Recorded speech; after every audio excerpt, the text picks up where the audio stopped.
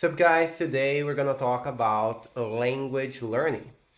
I'm gonna yap about how I'm learning a new language, the way that I'm learning a new language. And this language is Japanese. So no script, just yapping about what I have been doing, and you can just copy me my methodology. I've been teaching English for the past 10 years, so that's my bread and butter. Since I left the army, I guess, so I have some things to tell you, and I hope you guys can just learn from this video. So my name is Emerson. I'm an English teacher. If it's the first time that you're joining this channel, this is a playlist, and I just yap while we are talking about different topics. You can agree or disagree, just leave in the comments. And as you guys asked, this video is gonna have subtitles in Portuguese and also in English, and in my Spanish channel also in Spanish. So the first thing that I think a student should do when starting a new language is input. A lot of students get this wrong because output is important, but I do believe that forcing output is a way of traumatizing yourself or creating some kind of trauma in a student. It's like pushing someone to speak a word or speaking using a structure that they have never studied is just crazy. You're just pushing the student to speak, but you have never given the proper vocabulary. So the thing that I think every student should do is to start with the basics, but first start with listening. Listening is the easiest way to get input. It can be very passive. You know, you're just going to the gym and you're just listening to something. It can be songs, movies, series. I know it sounds silly, but I have told many people that, and they're always like, oh, Emerson, when I'm resting, I like to watch in my own language. I don't like to read the subtitles. Most people are like that. Most people just think, oh no, this is the time to study and this is the time to relax, and they just separate. And there's nothing wrong with that, but the problem is wanting to learn a new language fast and not wanting to immerse yourself in the language. You know what I'm saying? So I think that not only you should add in the basic things, because that's very easy to, let's be honest, it's very easy to watch movies in English. Most people just watch movies at least once a week, or watch series at least once a week, or watch videos on YouTube at least once a week. And it's something that's very easy to add into your routine. If you're starting, it doesn't necessarily have to be something that you are in regards to English. You know what I'm saying? It can be something that you like. Some yapping session, just like we're having now. It can be a class, but later. In the beginning, you can just start with something easy. Don't try to push yourself too hard in the beginning, because imagine, you've left high school maybe 10 or 20 years ago. Some of you might have gone to college if you'd had this opportunity, and then you've never studied anything after that. So trying to just give this shock into your life might be very stressful, and that's That's very important because I'm not only talking about the technical issue, I'm also talking about the behavior issue. So you need that behavior part when you're studying, because like really wanting something, creating a plan is different than following a plan. I know that you want to learn a new language. I really do. I know that you want to learn as fast as you can and add this skill into your skill set. It's going to make you have a better job. It's going to improve your life in every aspect. It can be something personal, like a life goal, and it can be something that you really need because of your work, or even because you already live in the US, in the UK, or whatever. So this behavior aspect is very important, because not only the technical aspect of learning vocabulary, learning grammar, learning this and that, you need to do this every day, or at least try to do it every day. Because once you start and you see progress, it's easier to keep doing it, to keep pushing yourself. You know what I mean? So the first and most important aspect is the behavior aspect.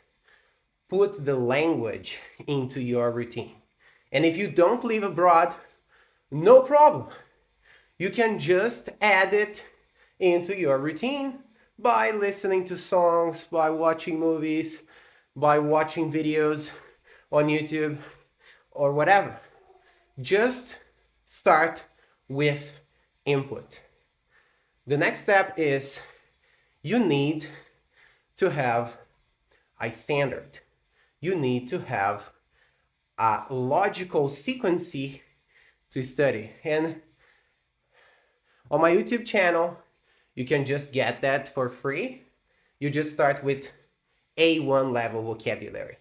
You're gonna study A1 level vocabulary. So we have something that's called grading, which is evaluating the correct level. So instead of just learning random words, try to learn the basic words, because these are the ones that are going to be very useful for you every day. And study them, use them.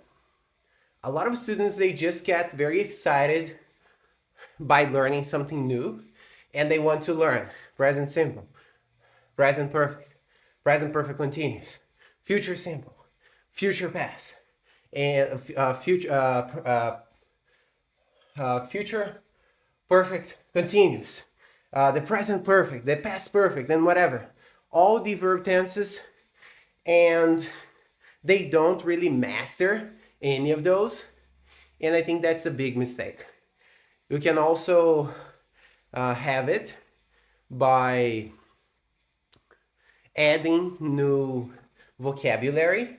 But what I really suggest is start small, focus on that vocabulary, learn that vocabulary, and then move on to that next vocabulary.